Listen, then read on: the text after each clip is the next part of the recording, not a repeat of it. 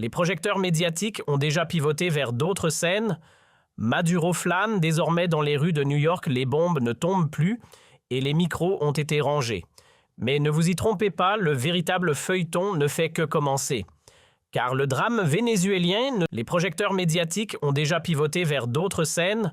Maduro flâne, désormais dans les rues de New York, les bombes ne tombent plus et les micros ont été rangés. Mais ne vous y trompez pas, le véritable feuilleton ne fait que commencer. Car le drame vénézuélien ne se joue pas en solo, il s'inscrit dans une partition bien plus vaste. Groenland Canal de Panama, Canada, Venezuela. Ce ne sont pas des intrigues indépendantes surgies au hasard. Elles obéissent à une stratégie unifiée subtile que bien des experts peinent encore à décrypter. On ne parle pas ici d'un homme extradé menotté, mais d'une ambition plus vaste, verrouiller les ressources, dominer les artères commerciales vitales et s'installer solidement pour l'affrontement qui s'annonce. L'administration appelle cela la sécurité nationale. D'autres l'appellent confinement économique. Certains y voient du néo-impérialisme. Mais peu importe comment vous l'appelez, la mécanique sous-jacente reste la même, contrôler les lignes d'approvisionnement, contrôler les systèmes de tarification et refuser aux concurrents l'accès aux ressources stratégiques. Aujourd'hui, je vais vous expliquer la logique économique derrière ce qui se déroule à travers l'hémisphère occidental.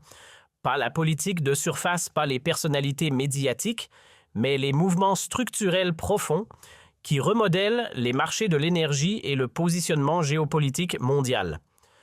3 choses comptent en ce moment pour comprendre cette dynamique, les réserves de pétrole, et qui les contrôle effectivement les flux de devises, et quel système les évalue et les tarifs ainsi que l'empreinte économique croissante de la Chine dans les régions que les États-Unis considèrent historiquement comme leur sphère d'influence naturelle.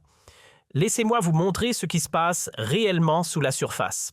Voici ce que la plupart de la couverture médiatique manque complètement. Le Venezuela ne s'est pas produit de manière isolée dans le vide. C'est un mouvement calculé dans une compétition économique continentale qui se construit méthodiquement depuis 2 décennies entières. Le commerce entre la Chine et l'Amérique latine a atteint 518 milliards de dollars en 2024. Ce n'est pas une erreur de frappe ni une exagération. Plus d'un demi-billion de dollars de commerce bilatéral et ce chiffre croît à un rythme d'environ 30% par an. Une croissance explosive qui redéfinit les relations économiques du continent. Il y a seulement 20 ans, la Chine représentait moins de 2% des exportations totales de l'Amérique latine. Un acteur économique marginal, presque insignifiant. Aujourd'hui, en 2025, la Chine est devenue le plus grand partenaire commercial de l'Amérique du Sud, dépassant les États-Unis dans plusieurs pays clés, le Brésil la plus grande économie du continent commerce, maintenant plus avec la Chine qu'avec les États-Unis. Le Pérou aussi, le Chili également. L'Équateur vient de signer un accord de libre-échange complet avec Pékin en 2024. Le Nicaragua a fait exactement la même chose. Et voici le chiffre qui devrait alarmer Washington. 22 des 33 nations d'Amérique latine et des Caraïbes ont officiellement rejoint l'initiative Belt and Road de la Chine.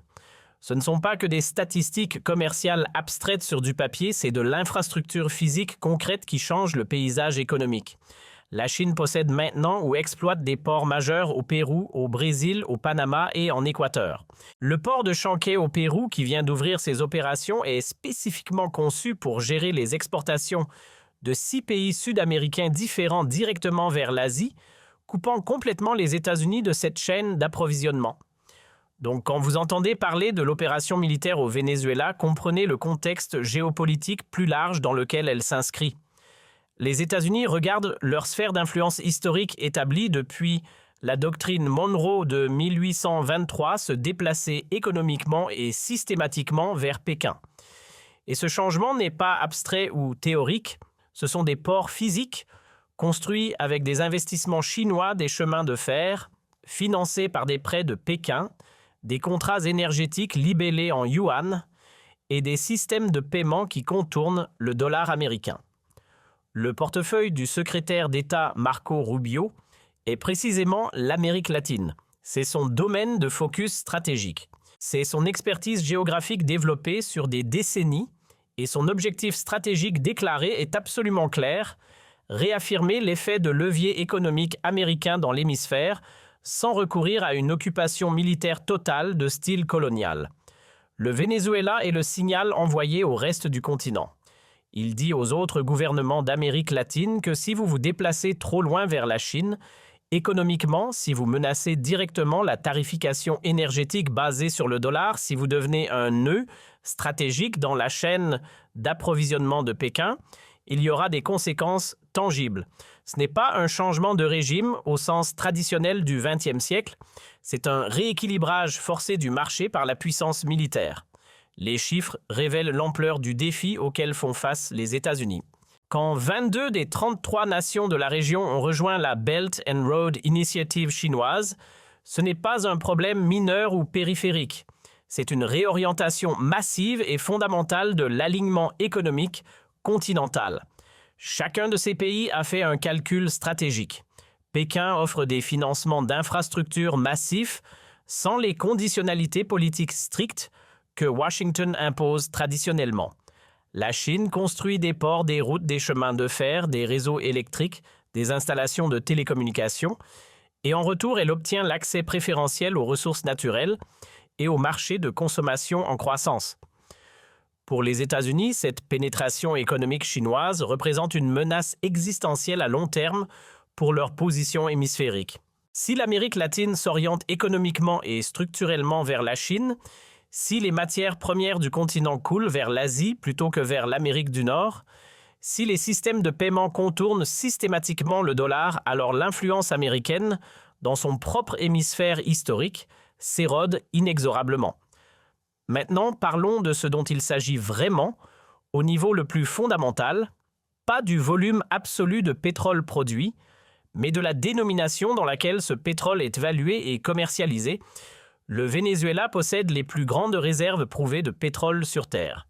Environ 300 milliards de barils, selon les estimations géologiques les plus conservatrices. Mais la production actuelle s'est dramatiquement effondrée. Sous le gouvernement Maduro, la production quotidienne est tombée de plus de 3 millions de barils par jour dans les années 2000 à moins d'1 million de barils. Actuellement, l'infrastructure pétrolière s'est systématiquement dégradée par manque d'investissement et de maintenance. Les investissements étrangers se sont complètement arrêtés sous le poids des sanctions. Les travailleurs qualifiés ont massivement fui le pays, donc si le Venezuela ne produit actuellement pas beaucoup de pétrole en termes absolus, pourquoi cela compte-t-il autant stratégiquement pour Washington? Parce qu'il ne s'agit absolument pas de la production actuelle limitée. Il s'agit du contrôle futur de ces réserves massives et de la manière dont elles seront dénommées sur les marchés mondiaux. Voici la mécanique fondamentale du système. Depuis maintenant 50 ans, le pétrole mondial est presque universellement évalué et commercialisé en dollars américains. Ce système universellement connu comme le pétrodollar crée une demande automatique et structurelle pour la devise américaine. Chaque pays qui a besoin d'importer du pétrole doit d'abord acquérir des dollars pour l'acheter sur les marchés internationaux. Cette demande structurelle constante permet aux États-Unis d'emprunter à des taux exceptionnellement bon marché d'imprimer de la monnaie sans conséquences inflationnistes immédiates catastrophiques et de financer sa dette gouvernementale massive à des taux d'intérêt nettement plus bas que les fondamentaux économiques purs ne le permettraient autrement. Mais ce système qui a fonctionné pendant un demi-siècle se fracture maintenant visiblement. L'Arabie saoudite a refusé de renouveler son accord d'exclusivité en dollars qui garantissait que tout son pétrole serait vendu en dollars. Les nations BRICS, Brésil, Russie, Inde, Chine, Afrique du Sud, règlent de plus en plus leurs échanges énergétiques bilatéraux en monnaie locale ou en yuan chinois, contournant complètement le dollar. Et le Venezuela, selon de multiples rapports de renseignement, se préparait activement à intégrer complètement son secteur énergétique dans le système de paiement interbancaire transfrontalier de la Chine, le CIPS, et à évaluer son pétrole dans un panier de devises diversifiées dirigé principalement par le yuan chinois. Si cela s'était concrétisé, la Chine pourrait acheter directement du pétrole vénézuélien sans avoir besoin de détenir ou d'acquérir des dollars américains. Si la Chine, deuxième plus grande économie mondiale, n'a pas besoin de détenir massivement des dollars pour ses achats énergétiques, la demande globale pour la devise américaine baisse structurellement. Si cette demande baisse significativement la valeur du dollar sur les marchés d'échange, chute. Si le dollar chute substantiellement, le coût du service de la dette américaine colossale monte en flèche dangereusement. C'est précisément la menace existentielle au système financier américain. Pas que le Venezuela vende actuellement 1 million de barils par jour à la Chine, mais que le Venezuela, assis sur 300 milliards de barils de réserves prouvées, établisse le précédent démontrable que vous pouvez évaluer et vendre du pétrole en dehors du système dollar et non seulement survivre économiquement, mais prospérer avec le soutien chinois. C'est le précédent que Washington ne pouvait absolument pas permettre de s'établir. Donc ils ont retiré le gouvernement par la force militaire. Trump l'a dit tout à fait explicitement lors de sa conférence de presse à Mar-a-Lago. Il a déclaré ouvertement que les compagnies pétrolières américaines entreraient au Venezuela, reconstruiraient massivement l'infrastructure délabrée et extrairait la richesse pétrolière. Il a également dit que le pétrole irait vers d'autres pays alliés et vers les États-Unis comme forme de remboursement pour les dommages et les coûts de l'opération militaire. Rubio a immédiatement tempéré ses déclarations le lendemain, affirmant diplomatiquement que les États-Unis n'ont pas réellement besoin du pétrole vénézuélien pour leur consommation domestique, insistant que cela concerne la gouvernance démocratique, pas l'extraction de ressources. Mais cette contradiction flagrante entre Trump et Rubio vous dit absolument tout ce que vous devez savoir. Trump dit franchement de quoi il s'agit réellement, l'opération au niveau stratégique. Rubio gère les retombées diplomatiques internationales et tente de préserver une apparence de légitimité. Maintenant, voici la couche d'analyse que la plupart des observateurs ignorent complètement. Il ne s'agit pas seulement du marché pétrolier d'aujourd'hui ou des prix actuels à la pompe. Il s'agit fondamentalement de positionnement stratégique pré-guerre, de préparer le terrain pour un conflit potentiel futur. Je ne dis pas que la guerre militaire directe avec la Chine est imminente demain matin. Je dis que les États-Unis consolident méthodiquement leur hémisphère au cas où ce conflit majeur viendrait dans la prochaine décennie. Regardez attentivement le schéma émergent des actions américaines récentes, pression économique et commerciale intense sur le Canada concernant les accords commerciaux, rhétorique présidentielle répétée et insistante sur le Groenland et ses vastes ressources minérales inexploitées, focus diplomatique renouvelé sur le canal de Panama et la question cruciale de qui contrôle effectivement ces voies maritimes stratégiques et maintenant intervention militaire directe et spectaculaire au Venezuela. Ces mouvements apparemment disparates les partagent une logique stratégique commune sous-jacente, sécuriser physiquement l'arrière-cour hémisphérique, contrôler les lignes d'approvisionnement critiques en ressources et refuser catégoriquement aux adversaires stratégiques l'accès aux ressources et à l'infrastructure dans l'hémisphère occidental. C'est de la stratégie militaire de base depuis l'Antiquité. Avant de combattre une grande puissance rivale, vous sécurisez vos arrières géographiques. Vous vous assurez que votre approvisionnement énergétique est absolument fiable et ne peut être coupé. Vous vous assurez que vos routes commerciales maritimes critiques sont protégées militairement et vous vous assurez que vos voisins géographiques immédiats ne fournissent pas de profondeur stratégique de base arrière ou de soutien logistique à votre adversaire principal. Le Venezuela s'inscrit parfaitement dans ce calcul stratégique de consolidation. Il ne s'agit pas vraiment de combattre Maduro personnellement ou de libérer le peuple vénézuélien de la dictature. Il s'agit de s'assurer absolument que si les tensions géopolitiques avec la Chine s'intensifient dramatiquement dans les années à venir, les plus grandes réserves de pétrole d'Amérique du Sud ne deviennent pas une bouée de sauvetage énergétique stratégique pour Pékin, contournant les blocus maritimes potentiels américains. C'est de l'intendance stratégique classique, sécuriser les ressources critiques, maintenant verrouiller les contrats favorables à long terme, contrôler les cadres d'assurance maritime et d'expédition avant qu'ils ne deviennent absolument nécessaires dans une crise majeure future. Le cadrage politique national destiné au public américain est évidemment différent. L'administration parle constamment de la doctrine Monroe, rhétorique de sécurité nationale vitale de défense de l'hémisphère contre les menaces extérieures.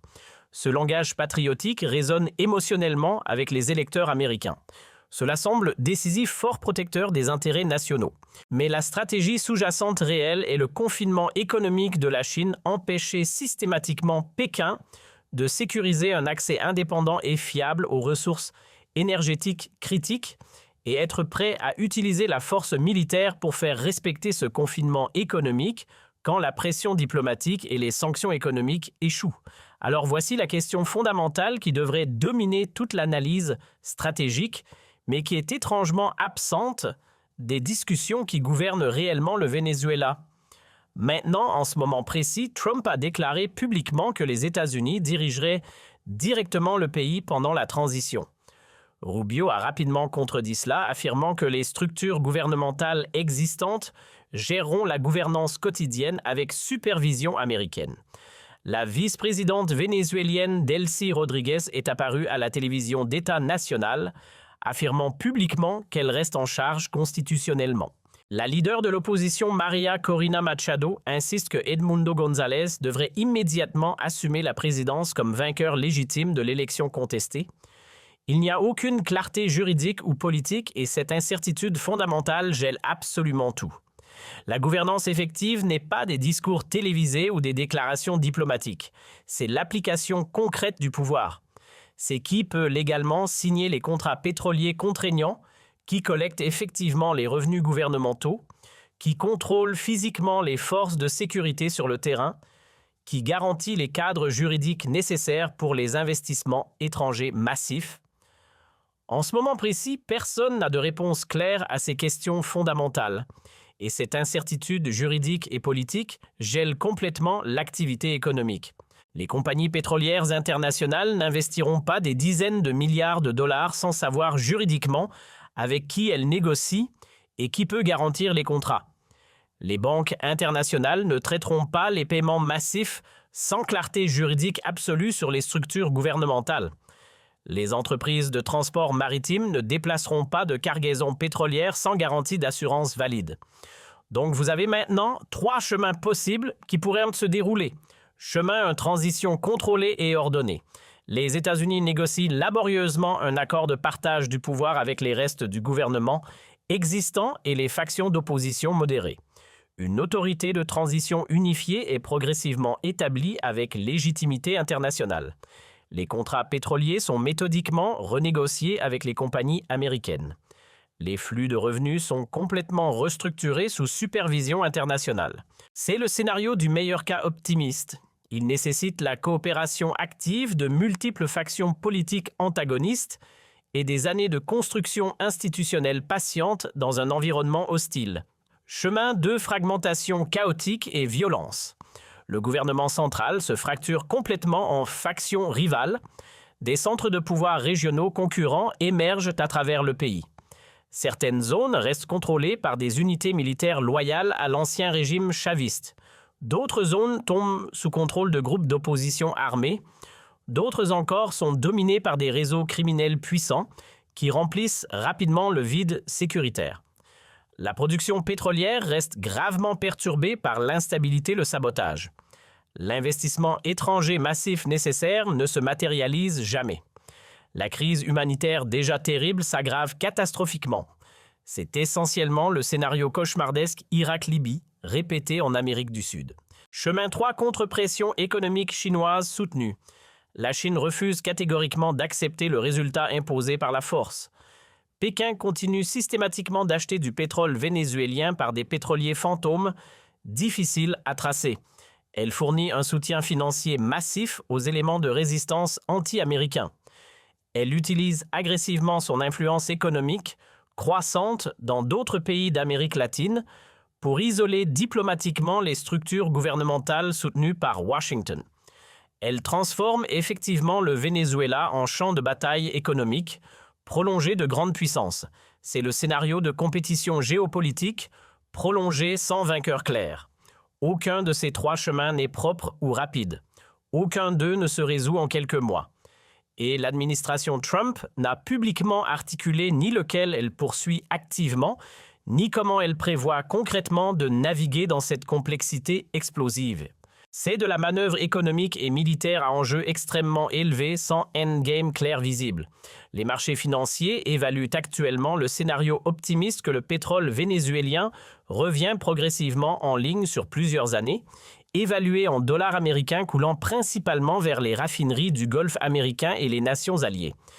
Mais l'histoire récente suggère une prudence extrême avant d'accepter ce scénario optimiste. L'Irak était censé être une opération militaire rapide et propre. La Libye était censée se stabiliser rapidement après Kadhafi. L'Afghanistan était censé transitionner en douceur vers la démocratie. Retirer les gouvernements par la force militaire est relativement facile avec la supériorité technologique américaine. Construire des États fonctionnels légitimes et stables est extraordinairement difficile et prend des décennies. Ce que nous pouvons affirmer avec certitude, c'est ceci: la compétition économique pour le contrôle de l'Amérique du Sud n'est définitivement plus un bruit de fond diplomatique mineur. Elle est maintenant au premier plan absolu de la géopolitique mondiale et les enjeux sont monumentaux: le contrôle du pétrole, la domination du système dollar et le positionnement stratégique pour les conflits potentiels du XXIe siècle. Alors la vraie question n'est plus ce qui s'est passé au Venezuela, mais jusqu'où cette stratégie ira et qui en paiera le prix à long terme. Dis-moi en commentaire si tu penses que les États-Unis peuvent réellement